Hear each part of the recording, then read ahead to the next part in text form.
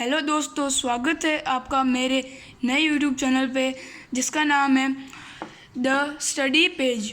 मेरा नाम है आदित्य उसनी और आज मैं आपको स्टार्टअप साइंस की चौथी क्लास की कक्षा का चैप्टर 1 पढ़ाने वाला हूँ। ये विवा एजुकेशन की बुक है। वह अगर आपके पास में बुक है तो आपके यह काम में आ सकती है। तो मेरे चैप्टर 1 का नाम है green plants the food producers. तो मैं स्टार्ट करता हूँ। We know that all the living things need food for growth and repair of their body parts, but not all of them can reproduce food. Animals and human beings lack this ability. Green plants are the only living things that can reproduce food. They are able to do so because of the presence of a substance called chlorophyll in their leaves. Chlorophyll is green in color and is also responsible for imparting green color to the leaves. तो दोस्तों यहाँ पे ये समझाया गया है कि जितने भी लिविंग ऑर्गेनिजम्स होते हैं उनको फूड चाहिए होता है, खाना पानी चाहिए होता है अपनी ग्रोथ और रिपेयर ऑफ देयर बॉडी के लिए। लेकिन जितने भी लिविंग ऑर्गेनिजम्स हैं उनमें से सभी के सभी ये काम नहीं कर सकते, वो सभी खाना नहीं बना सकते। सिर्फ कुछ लिविंग ऑर्गेनिज्म जैसे कि पेड़ पौधे ये खाना बना सकते हैं। हम लोग यानी दूसरे ऑर्गेनिजम्स खाना नहीं बना सकते। तो ये पौधे रॉ मटेरियल्स की मदद से करते हैं जैसे कि soil, sunlight, water and chlorophyll. तो इन सभी की मदद से वो बनाते हैं अपना खाना और क्लोरोफिल की मदद से ही उन्हें अपना हरा रंग मिलता है। आगे बताया गया structure of a leaf. We have already studied about the structure of a leaf. Let's revive it quickly. Request your teacher to show you the underside of a leaf under a microscope. You will see that there are many tiny openings called stomata, singular stoma on it. Plants breathe through these stomata. तो यहाँ पे structure और function यहाँ पे बताया गया leaf का, जिसमें यहाँ पे आपको एक्टिविटी दी गई है कि आपको अपनी टीचर की मदद से एक अंडर साइड यानी पत्ती के नीचे का साइड एक माइक्रोस्कोप के नीचे देखना है। तो आपको माइक्रोस्कोप में देखने को मिला गया कि वहाँ पे बहुत ही सारे छोटे छोटे छेद होंगे जिनका नाम है स्टोमेटा। जो प्लांट्स होते हैं वो इन्हीं की मदद से ब्रीथ करते हैं। एक ग्रीन लीफ का ये काम होता है। First, it prepares food for the plant in the presence of chlorophyll using sunlight, water and carbon dioxide. That's why it is called the food factory of the plant. Second, it helps in the plant to breathe through the stomata. And third, some leaves also store the food prepared by the plants. तो इसमें यह समझा गया दोस्तों कि जो food जो prepare किया जाता है प्लांट के लिए वो presence of chlorophyll using sunlight, water and carbon dioxide की मदद से बनाया जाता है। इसलिए पत्तियों को food factory of the plant भी बोला जाता है क्योंकि यही पूरे पौधे का खाना बनाती हैं। सेकेंड है, it helps in the plant to breathe through stomata. जैसा कि मैंने आपको कुछ देर पहले बताया कि ये स्टोमेटा से सांस लेते हैं, तो दूसरा इनका काम है कि ये सांस लेने में भी मदद करते हैं। और कुछ पत्तियां तो प्लांट में ऐसी भी होती है जो खाने को स्टोर करती है, जो कि खाना बन जाता है उन्हें स्टोर करती है, जैसे कि कैबेज, स्पिनच एंड फेनुग्रीक। आगे बोलते हैं the process of making food also known as the photosynthesis. We generally call a leaf the food factory of the plant. Let's understand the working of this factory. तो दोस्तों अब हम ये पता करने वाले कि ये फूड फैक्ट्री यानी जो पत्तियाँ हैं ये खाना बनाती कैसे हैं। तो plants take carbon dioxide from the atmosphere through stomata, water is absorbed from the soil through the roots, chlorophyll traps the sunlight, and all these are used by the leaf to prepare food. This process of making food by plants using sunlight, water, and carbon dioxide in the presence of chlorophyll is known as photosynthesis. This term comes from two words, photo meaning light and synthesis meaning putting together. तो यहाँ पे यह बताया गया है कि जो plants होते हैं वो कार्बन डाइऑक्साइड हवा में से लेते हैं और स्टोमेटा की मदद से, जो वाटर होता है यानी पानी वो रूट की मदद से लिया जाता है, और सनलाइट है वो क्लोरोफिल जो प्लांट्स हैं उनको ट्रैप करने में मदद करता है। तो यहाँ पे ट्रैप का मतलब है कैद करना, और ये जितनी भी चीज़ें इन सबको कंबाइन करके जो खाना है वो लीफ बनाती है। इस प्रोसेस को ये प्रोसेस मेकिंग फूड होता है यानी इसमें खाना बनता है using sunlight, water, carbon dioxide and in the presence of chlorophyll is known as photosynthesis. यानी इन सब की मदद से खाना बनाने को फोटोसिंथेसिस बोलते हैं।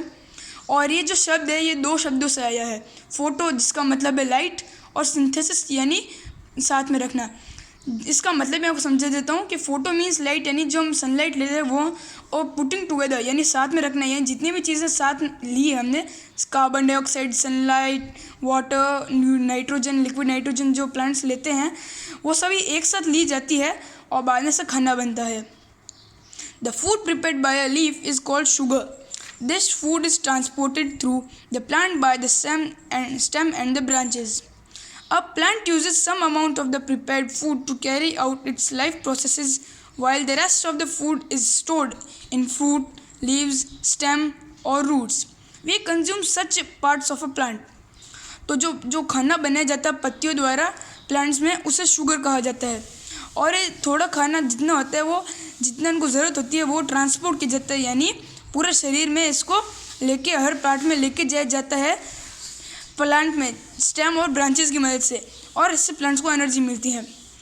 ये plant uses some amount of the prepared food to carry out its life processes, और ये इस खाने से ही जिंदा रहता है, जबकि बाकी का जो बचा हुआ खाना होता है उसे वो इकट्ठा करता है फ्रूट, लीव्स, स्टेम या रूट्स में, और हम इन्हीं चीज़ों को खाते हैं। जैसे कि हम भी इकट्ठा करते हैं खाने को अलग अलग बर्तनों में, वैसे ये भी फ्रूट्स, लीव्स वगैरह इनके लिए एक तरह के बर्तन है जिनमें अपना खाना और एनर्जी स्टोर करके रखते हैं। हम अगले पेज पे बढ़ते हैं। तो apart from food, oxygen is also given out by plants during photosynthesis through stomata. This gas is then used by animals and human beings for breathing. They in turn give out carbon dioxide in the air. तो दोस्तों यहाँ पे सबसे बड़ी बात यह है photosynthesis में कि जो फोटोसिंथेसिस का जब प्रोसेस होता है तो यहाँ पे ऑक्सीजन गैस भी रिलीज़ होती है जो कि हमारी प्राणवायु है। इसकी मदद से हम जिंदा रहते हैं, वह इसके बिना हम जिंदा नहीं रह सकते। हम ये हवा लेते हैं अपने अंदर, वह कार्बन डाइऑक्साइड वापस छोड़ते हैं जो कि पौधे यूज़ करते हैं। यहाँ पे क्विक रिकॉल का क्वेश्चन है, इसमें फिल इन द ब्लैंक्स है। तो पहला क्वेश्चन है the process of making food by the plants using dash and carbon dioxide in the presence of dash is known as dash. तो इसका आंसर है the process of making food by the plants using sunlight, water and carbon dioxide in the presence of chlorophyll is known as photosynthesis. Second है a plant uses some amount of prepared food to carry out its life processes while the rest of the food is stored in the form of dash in fruits, leaves or roots. तो इसका answer है a plant uses some amount of prepared food to carry out life processes while the rest of the food is stored in the form of starch in fruit, leaves, stem or roots. यहाँ पे Bingo knowledge mag में बताया गया है कि हम ये भी पता कर सकते हैं कि एक लीफ ने जो फोटोसिंथेसिस है वो किया भी है नहीं किया है। हम उसको आयोडीन सॉल्यूशन से टेस्ट कर सकते हैं, और अगर उसका रंग नीला और काला मतलब डार्क ब्लू आया तो इसका मतलब उसमें स्टार्च प्रेजेंट है जो कि प्लांट्स में खाने की तरह होता है, और ये कंफर्म करता है कि इट हैज़ कैरिड फोटोसिंथेसिस, यानी इससे ही कंफर्म होता है कि पौधे ने फोटोसिंथेसिस किया है। यहाँ पे एक्टिविटी भी बताई गई है। Take a well watered potted plant A and keep it in dark room for 2 days. Water the plant regularly. Keep another plant B in the sunlight. Now pluck a leaf from the both plants. Go to the laboratory with your teacher and carefully see her performing the following experiment. Boil each leaf separately, first in water and then in alcohol.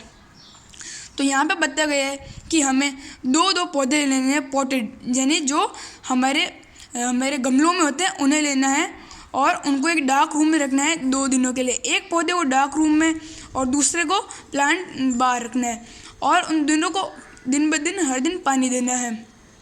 अब 2 दिनों बाद में दोनों पौधों में से एक leaf यानी एक पत्ती निकालनी है, और लेबोरेटरी में जाके अपनी टीचर के साथ में ये एक्सपेरिमेंट करते हुए देखना है।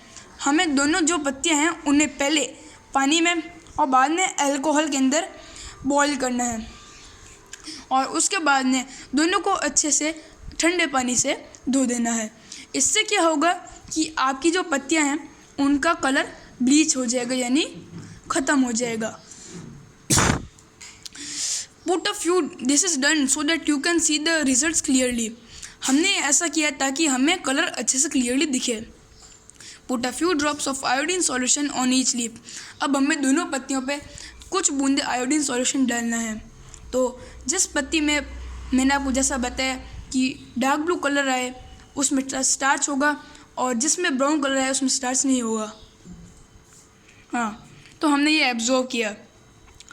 You will observe that the leaf of plant A does not turn blue-black. This indicates that starch was not formed in that leaf, or in other words, photosynthesis was not carried out.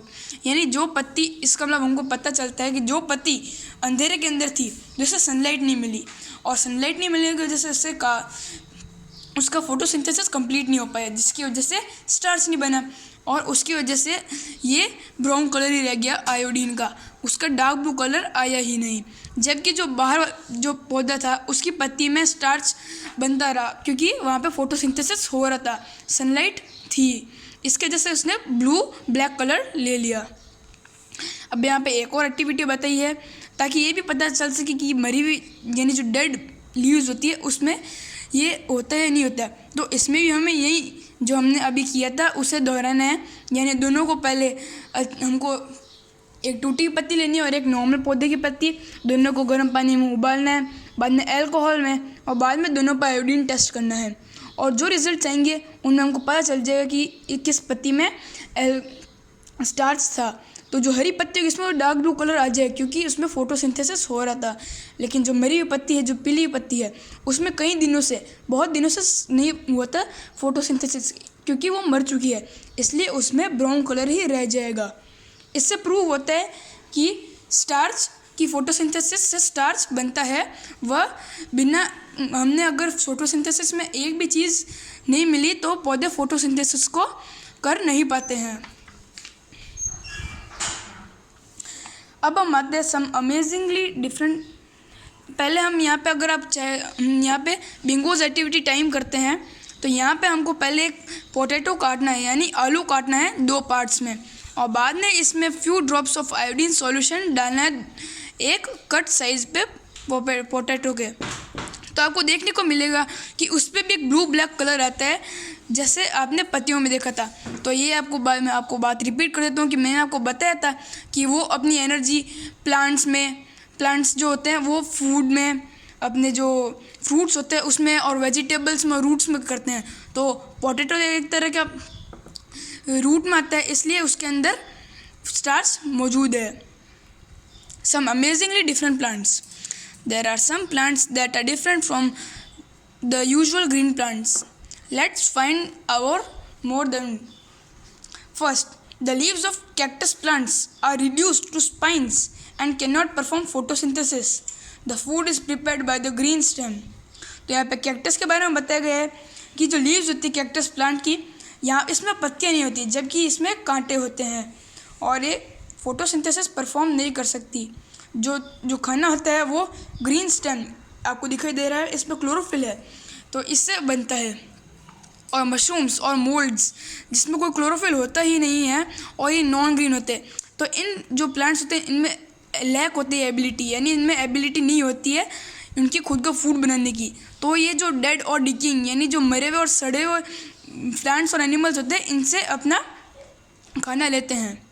बिंगोज knowledge bank.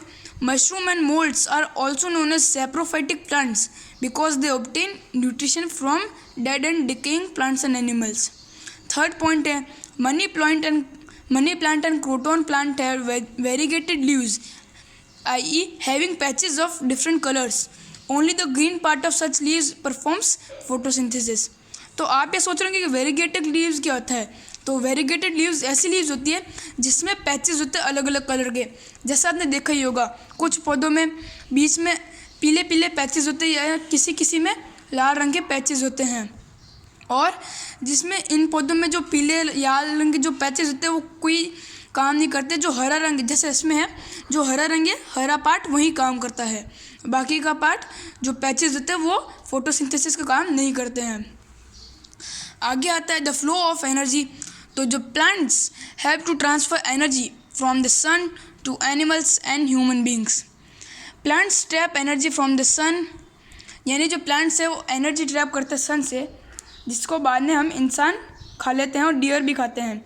Dear को हम Hunt करते हैं, इंसान खाते हैं, यानी हम plants को भी खाते हैं और ओमनीवोर में कार्निवोर भी और ओमनीवोर भी, कि हम दोनों कार्निवोर हेर्बिवोर दोनों, इसलिए हम ओमनीवोर हैं। और शेर ये इनका शिकार करता है और खाता है, यानी इसमें पूरी साइकिल बताई गई। जो पौधे हैं उनसे ये एक हिरण खाता है और हमारे ये शेर, हमारे जो इंसान है वो भी खाते हैं और हिरणों को शिकार करते हैं शेर। तो इससे पूरी एक फूड साइकिल तैयार होती है कि अगर पौधों से इनको खाना नहीं मिला तो ये मर जाएंगे, जिससे शेर भी नहीं खा पाएगा, और पौधे नहीं हुए तो इंसान भी नहीं खा पाएंगे अपना खाना, जिसकी वजह से ये पता चलता है कि पौधों पे, यानी कोई भी अगर हमारे फूड चेन में कोई भी एक पार्ट चला गया तो हमारी पूरी फूड चेन टूट जाती है, जिसकी वजह से जो जितने भी बाकी के जानवर है या फिर स्पीशीज़ है उन पे भूखमरी का असर पड़ता है। Dependency of plants, animals and human beings on each other. Plants, animals and human beings show dependency on each other. Plants give food, shelter and oxygen to us and animals. In turn, we give out carbon dioxide which is used by plants to carry out photosynthesis. तो मैंने आपको कुछ देर पहले ही बताया था कि plants, animals और human beings show dependency on each other. मतलब ये जो प्लांट्स होते हैं, पहले मैं आपको ये बताता हूँ, उसमें रिपीट किया गया इस पैराग्राफ में कि प्लांट्स ऑक्सीजन बनाते हैं और हम कार्बन डाइऑक्साइड छोड़ते हैं। तो कार्बन डाइऑक्साइड उनके फोटोसिंथेसिस में काम आती है और हमारे ऑक्सीजन काम आती है उनके फोटोसिंथेसिस में निकलने के बाद में। और यहाँ पे ये भी बताया गया कि जो प्लांट्स, एनिमल्स और ह्यूमन बींग्स है ये एक दूसरे पर डिपेंडेंट है। आपने ये देखा होगा कि जब हम कार्बन डाइऑक्साइड निकालते हैं तो उससे प्लांट्स लेते हैं और जो ऑक्सीजन प्लांट्स निकालते हैं उसे हम लेते हैं, यानी हम सब एक दूसरे पे डिपेंडेंट है। पौधे जो कि मर जाते हैं कभी कभी किसी चीज़ से, तो बाद में जब वो अंदर गड़ जाते हैं मिट्टी से तो उनको माइक्रो ऑर्गेनिजम्स ब्रेक डाउन कर देते हैं, यानी गला देते हैं और उनके न्यूट्रिएंट सारे पौधों को मिलते हैं, यानी इससे कंप्लीट साइकिल बन जाती है। यानी पेड़, पौधे, जानवर व इंसान सब एक दूसरे पर निर्भर है।